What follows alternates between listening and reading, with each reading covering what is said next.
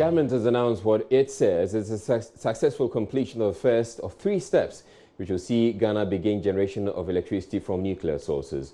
Addressing journalists on the milestone, Deputy Minister of Energy William Oreku-Adu reiterated government remains committed to exploring all forms of energy, including nuclear, if that will result in lower electricity tariffs for consumers. There's more in the following report.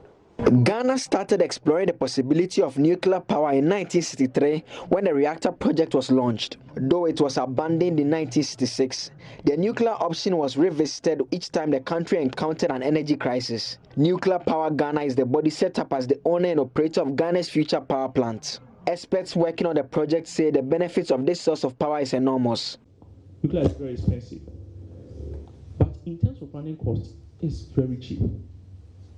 Because you put the fuel, you can buy 5 sets of fuel that will last 24 months each and just put it there.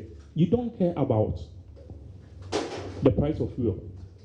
And the fuel price is relatively very stable. It's not like oil. So our tax covers safety, security, safeguards. Safety, Ghana has signed up to the Convention on Nuclear Safety, and we are currently preparing to represent the country next year on how we are meeting safety standards in the world.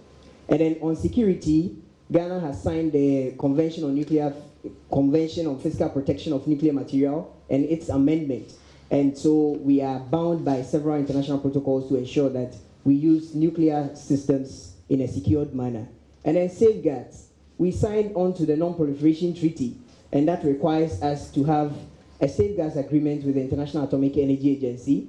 And our job also ensures for environmental and emergency preparedness and response activities. The lifespan of the plant is very long. So if you have a 60-year-old plant, or a plant that will last for 60 to 80 years, even though the upfront cost is high, over the life of the plant, the cost becomes very small.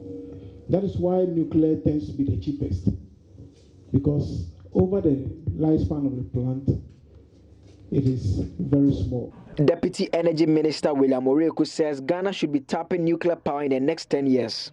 Yes, nuclear energy is relatively cheaper, and of course it's renewable energy. That is the way that the whole world is moving right now, and it is imperative that as a nation we should prepare ourselves in the hope that in just a few years down the road we will be in readiness. If the political leaders decide to go on that path, we will be ready to embark on it.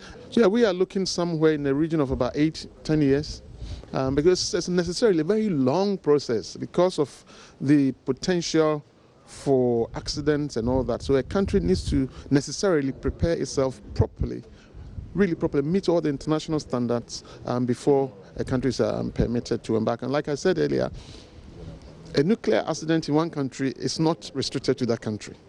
It affects the whole world, so to speak. It happened in Chernobyl, Fukushima, and when that happens, it affects everybody. So it is imperative that we go through all the necessary steps. These are internationally mandated steps that needs to be backed on before we can call ourselves we'll be ready to embark on this nuclear project. Nuclear Power Ghana will in October this year hold further engagements with the aim of boosting the understanding of the advantages of this source of power.